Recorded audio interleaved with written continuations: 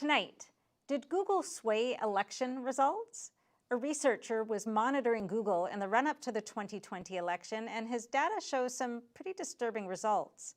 And what's wrong with the polling industry? Clearly, it didn't do a good job reflecting public sentiment in 2020, nor in 2016. Is it a question of just tweaking the methodology, or is it time for a bigger rethink? In 2016, Dr. Robert Epstein, a senior research psychologist at the American Institute for Behavioral Research and Technology, he began monitoring how Google displays content to the American public. And according to his data, Google does it in a way that is heavily biased towards one political party, the Democratic Party. Dr. Epstein believes that biased search results were shown to undecided voters, and that gave Hillary Clinton at least 2.6 million votes. His project has expanded a lot since then, and here's what he found in 2020 and what he thinks we need to do about it to protect our democracy. Dr. Epstein, thank you so much for joining us today. This is such an important topic, so I'm so glad you're here. My pleasure. Could we just start by you telling us what exactly you were monitoring and how what data you were collecting? Sure. We did what we did have done in the past in 2016, 2018. That is to say, we monitored search results on Google, Bing, and Yahoo. In 2016, we had 95 people we called field agents in 24 states. This time in 2020, we had 733 field agents, a very good mix of Republicans, Democrats, and independents in 3 of the swing states where the action was. And back then we preserved 13,000 searches. This time we preserved well over 350,000 searches, but also a lot of other things. So we also preserved Google home pages looking for vote messages, Facebook homepages, YouTube sequences, and more. Altogether, we preserved more than 500,000 ephemeral experiences which these companies use to influence votes and opinions, and which are normally lost forever. That's what ephemeral means. They pop up on your screen, they impact you like a search result does, and you click, they disappear, they're gone forever. And you can't go back in time. No authorities can go back in time and find out what these companies were showing people. We know, without any doubt, that they know the power that these experiences have to shift opinions and votes, and that they use these powers deliberately. And I've shown in experiments since 2013 just how much power they have. So we're talking about very, very serious machinations here involving the entire American public, our elections, and for that matter, involving billions of people around the world, because these same companies have these powers and exercise these powers in almost every country in the world. So clearly you have a lot of data still to parse, but from what you've seen so far, what was the most important or significant thing that you found? Well, the single most finding that's on a large scale, a very large scale, was that we found consistent liberal bias in all 10 positions on the first page of Google's search results, but not on Bing or Yahoo. That's very, very important for comparison purposes. We also found pretty much that same level of bias going to every single demographic group we looked at, including conservatives. Now, you think about that. Google explains away apparent bias by saying, oh, it's just user behavior. We're showing them what they want to see. Then how do you explain the fact that in one of our reports, conservatives were seeing search results that were more liberally biased than the search results that liberals were seeing? How do you explain that? Wow, that's significant.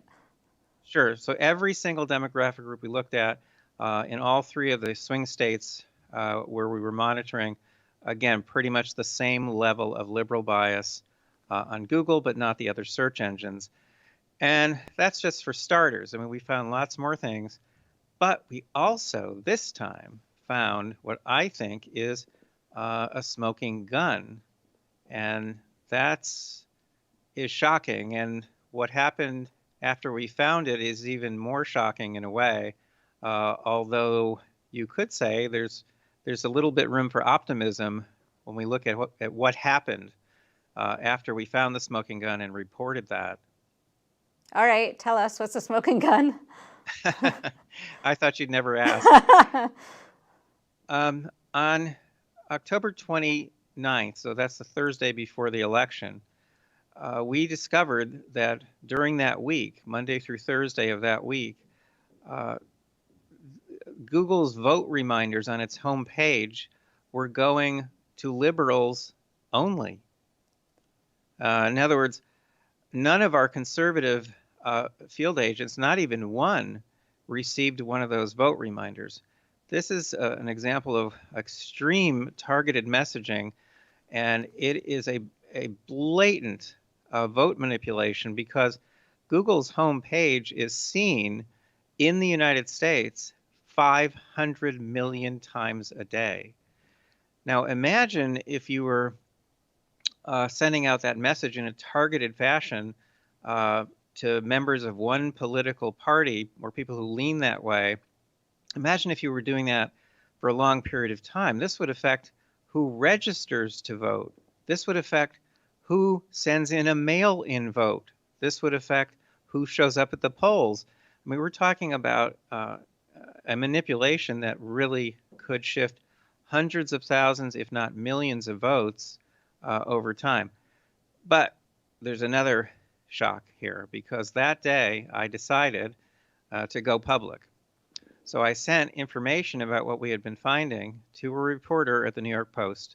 She was thrilled by the stories. Apparently so were her editors. And, you know, during that day I sent her a lot of material. She was writing off and on during the day. And then two things happened that night that are very disturbing. Now, to understand what happened that night, you have to know what I know about the New York Post and Google, and that is all New York Post emails are shared with Google. This is true with the New York Times, the Guardian, and many other newspapers, major universities. I could go on and on. I've written about this problem. The point is, I deliberately sent these materials to the New York Post because I wanted Google to know what we had found. I wanted them to know. That's the whole point.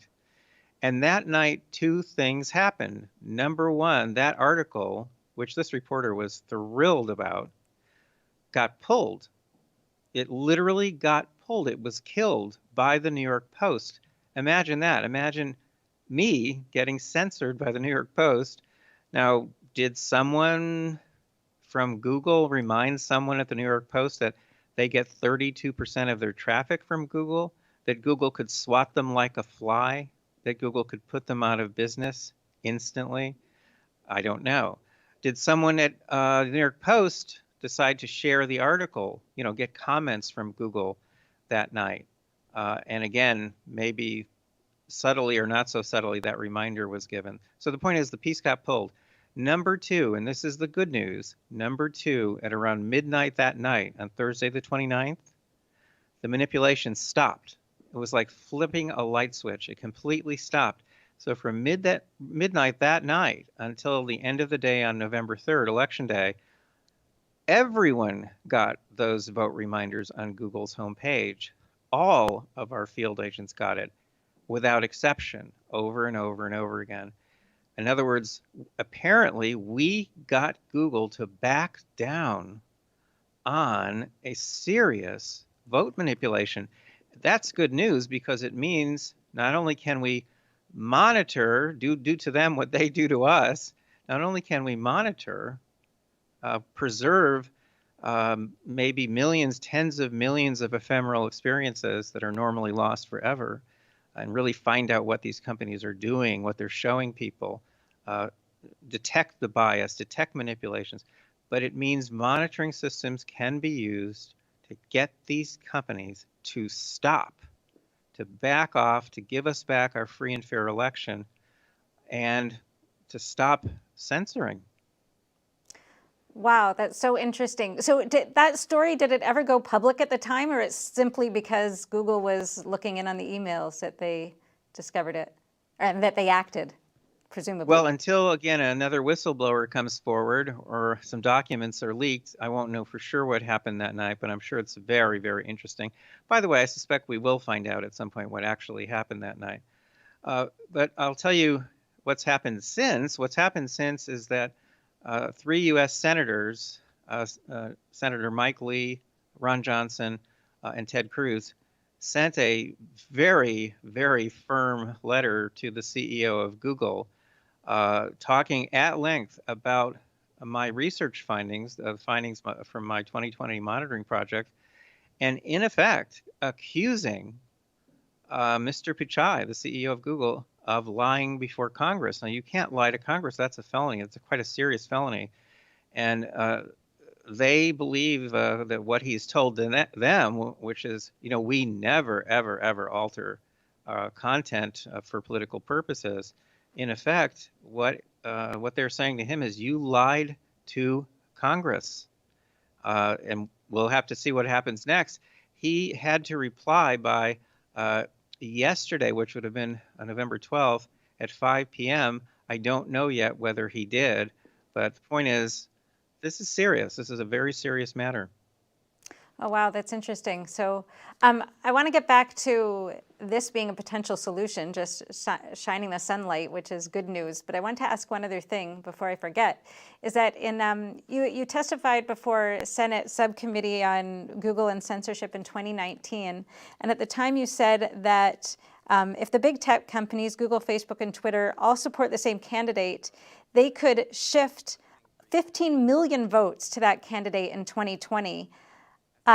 So do you think there was that kind of shift? And more importantly, how do you calculate how many votes you think can be shifted? I think there was that level of support.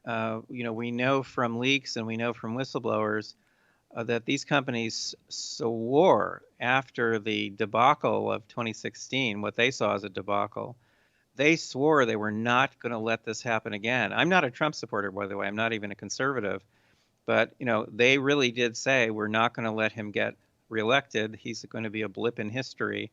And I believe that they used every possible means at their disposal to shift votes. So 15 million votes, I think they could have done quite easily. Now, how do I calculate it? I calculate it because there's another part of my life, of my research life, which has nothing to do with monitoring. Because I run randomized controlled experiments to see how many votes and opinions I can shift using biased search results or using search suggestions that I'm manipulating in various ways, or using targeted messages and so on. So the point is, I've been running these experiments and publishing in journals, scientific journals, since 2013, and I've simply learned a lot about again, how many votes these manipulations can shift. And so that's how I know. In other words, I take what I've learned from the experiments and apply it to the real world where we see actual bias or a manipulation of some sort. And that's how I do the calculation. So I'm actually fairly confident about the numbers that I've been giving out. And not only that, I think my numbers are too small because in my experiments, I generally only try one manipulation with a particular group. But imagine what Google can do. They can use that same manipulation several times a day with people for days, weeks, months before an election. And we know that when you repeat a manipulation, the numbers go up. And they don't just have access to one technique. They have access to about a dozen that I know of. And they don't just use one technique. They use all the techniques on everybody. And guess what happens when you use multiple manipulations on the same person? The numbers go up. So I think my numbers are very, very conservative. I'm not a conservative, but I think my numbers are quite conservative. All right, we have 1 minute. We have to wrap up. But what do you see as the prospects of holding these companies to account by projects like yours? I really don't know. I'm afraid that at the moment it looks like the Senate is going to stay Republican, which I know a lot of your viewers would probably applaud. But the point is, if It really depends. It depends. I don't think that Biden really understands the issues here. And I'm actually working on a piece about what's called regulatory capture. I think under Biden, these tech companies are going to help the government develop laws and regulations that actually help these companies. So I think we're in deep trouble here. Not very optimistic at this point. Okay, that's not the note I wanted to end on. I was hoping for some optimism, but fair enough. I hope you'll come back maybe when you get some more, after you've parsed some more data and found some more things, because this is super important for people to know and very fascinating. I'd be happy to come back, Cindy. Thank you for Great. your interest in my work. I appreciate it. No, thank you, Dr. Epstein. Coming up after the break, why do the polls get it so wrong again in 2020, and does something need to change? But first, here's America Q&A.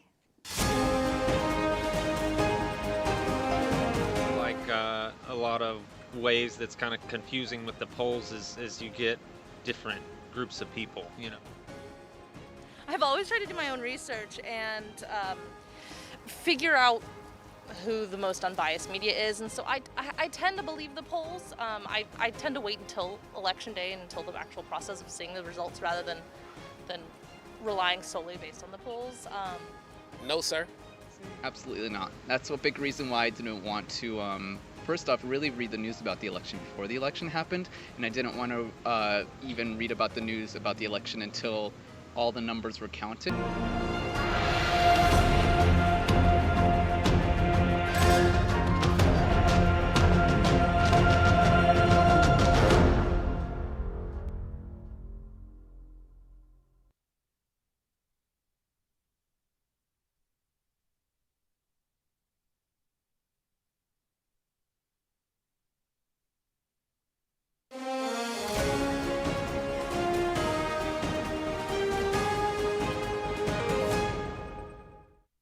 Welcome back.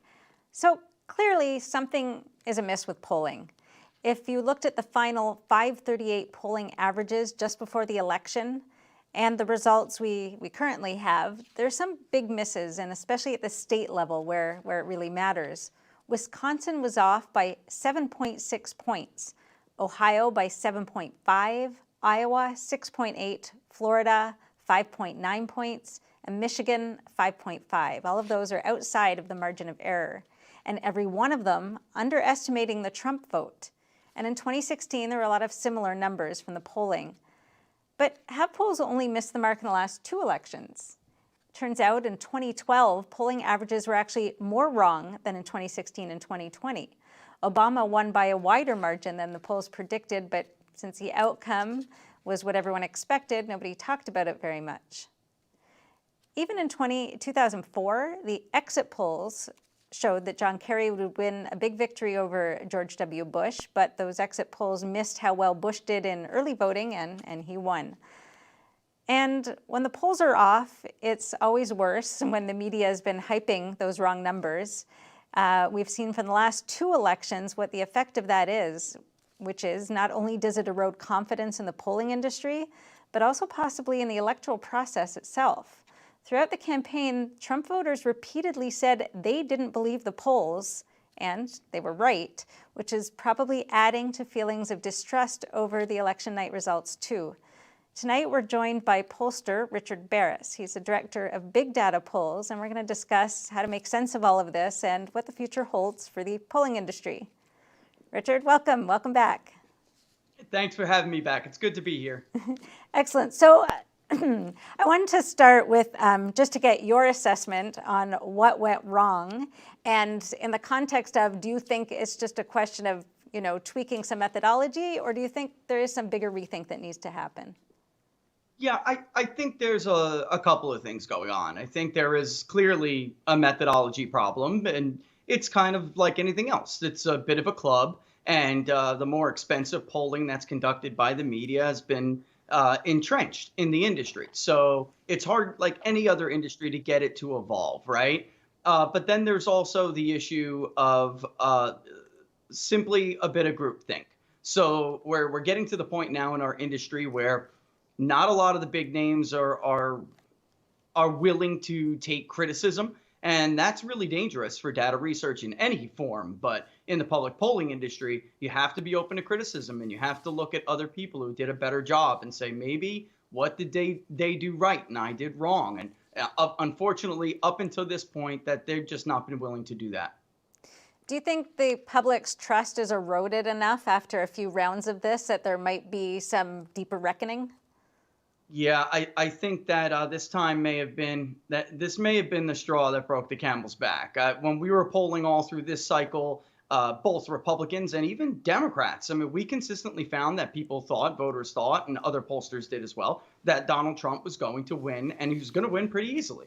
That is interesting, because it's not just Republicans who thought that, right? It was independents and even a nice chunk of Democrats that were just to the point where they wanted to believe the polls. They wanted to believe Biden was comfortably ahead, but they have been wronged now so much that there was a bit of skepticism with even 20 to 30, 35% of the Democratic Party at any given time. So I hope there is, because at this point, we talk about the horse race, but polling is really important when it comes to issue polling, too. Lawmakers rely on us to tell them what the country thinks about certain laws and certain proposals and policies. And if we can't get a horse race right, we can't get issues right either. So do you think the solutions are, we talked earlier when you were on the show about how to access voters, different ways to access voters. It's not just calling them for lengthy, phone calls at home. You have to try to get them different ways, online and texting and all of that. Do you think there's something fundamental about the interaction between the polling industry and the public that needs to change or that can be improved? When we did it this time, it was something different and new. I was very proud of it. We did the public polling project, and we weren't accountable to media overseers, I guess. I mean, we weren't accountable to anybody but the people who were funding the polls. So we took that pressure off of us, which was great. That was a big part of it. I just had to do the best job that I felt I could do. But I was trying to do more of a consumer-based model, and we did very well. I don't know that that's all of it. I think, honestly, I get closer to an election and I shut everybody else out. So when somebody brings me ABC, Washington Post, Biden plus 17 in Wisconsin, I totally ignore it. I think that really groupthink is a problem. And you get to the point, I think other pollsters are afraid to show a different result. They don't want to be an outlier. And we used to welcome outliers. You should expect them, not discourage them or attack them. And we're in that kind of a place now in this industry. It's unfortunate. So with the groupthink, is it that pollsters are ignoring outlying results? Are they tweaking things? Are they looking at what they get and go, let's just up it by 1%? How does that work? I think that honestly, they start to get in their mind what they think the electorate's going to look like, how much is going to be women, how much is going to be men, no college. And they all come to this conclusion instead of letting the electorate tell them what it's going to look like. And that's a philosophical difference in the industry. And we are on one side where we don't believe you don't wait for party ID. You do the basics, you make sure you get a representative sample, and then the electorate will tell you what it's going to look like. Unfortunately, that philosophy is not winning the day. And pollsters are more and more starting to, try to, maybe I won't even wait for education. Maybe I will, but leave other stuff out. It's unfortunate. And because another big element to this is there are no consequences. There simply are no consequences. The same pollsters will be back in 2 years to tell us who they think is going to win. Actually, they're already back because we're seeing the polls on the Georgia elections. They're already back. and I think everyone's just believing them I don't know, we'll see about that part. Because I was talking before about this 2016 amnesia, how we all forgot that they were so wrong, but So true. Yeah, see what happens this time. So what do you think about the very late in the game polling, the last couple days before the election? It seems like there's more of that groupthink at that time. And what's your view on that? So I actually always, if I do bother to look at other people's work, I'll tend to look at what they did differently in their final poll compared to maybe they conducted one 2 weeks before. And that's because they do we called it, in the early days, we called it mirroring. Now people call it herding. And that's when a pollster simply just feels the pressure to look like other pollsters. So we never had Donald Trump anywhere near down, let alone even competitive in Ohio. That state we polled a couple of times and took it off the table in October because it was to the point where Trump was just way out ahead. So we just took it off the table. There were still polls coming in showing a tightening of the race or Biden even up in some polls in Ohio. That was never the case. And I don't know how we could come to that kind of different conclusion. I think, in my own opinion, I'm not looking at what they're doing, but in my own opinion, that's classic herding. So they're afraid to come out showing a vastly different, a significantly different result than the collective and the consensus, they call it, and they herd. And they unfortunately change how they're conducting their poll. So if there are some polls like yours that didn't have the shy Trump voter effect or other things, then methodologically, what do you think is really at play if it's not just, I'm not going to talk to pollsters? Yeah, so we employ different modes to reach different people. That's a big, I say this over and over, but it is really a big part of it. If you're only going to use a live caller to the cell phone or live caller to the landline, you're only going to reach certain groups of people at sufficient rates. We do different modes to reach different people, and we give it time to make sure that we reach not only who, but where. We really do focus. There are just some people who are difficult. They don't want to talk to a pollster. They don't like the media. They kind of associate us immediately with the media.